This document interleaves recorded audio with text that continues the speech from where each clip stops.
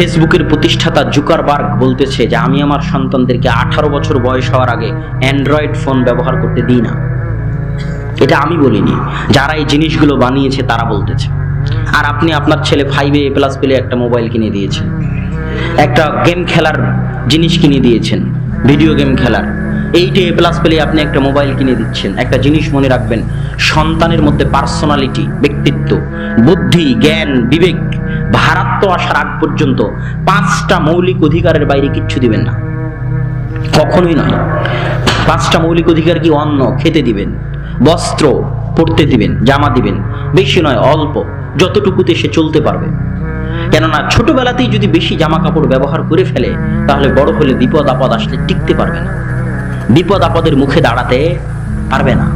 এই জন্য ছোটবেলা থেকে সংযমী করে গড়ে তুলতে হবে, মিতব্যয়ী করে গড়ে তুলতে হবে, অপচয়কারী করে নয়, বিলাসী করে নয়, ত্যাগী করে গড়ে তুলতে হবে। না হলে সন্তান জীবনে সফল হতে পারবে না। যারা সোনার চামচ নিয়ে বড় হয়, সোনার চামচ মুখে নিয়ে, এরা জীবনে কমই সফল হয়। আর যারা কঠোর পরিশ্রম এবং ত্যাগের মাধ্যমে বড় হয় এরাই জীবনে সফল হয়। কেননা পৃথিবীর বিপদ আপদ বাধার মুখে এরাই লড়াই করতে শিখে এবং লড়াই করা জানে।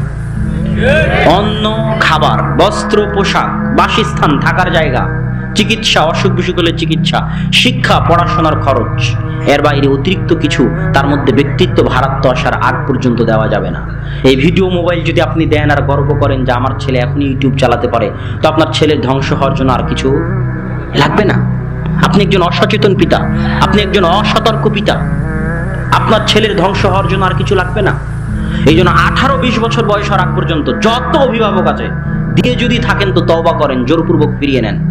আপনি আবার পাল্টা অভিযোগ করেন যে আমার সন্তানকে আমি নিয়ন্ত্রণ করতে পারি না, করেন না অভিযোগ? কত অভিভাবক নেবেন? বেহিসাব অভিভাবক আছে যারা অভিযোগ করে আমার সন্তান আমার কথা শুনে না। কেন শুনে না জানেন? আপনার মধ্যে ব্যক্তিত্বের অভাব আছে, ভারাত্বের অভাব আছে, এই জন্য শুনে না।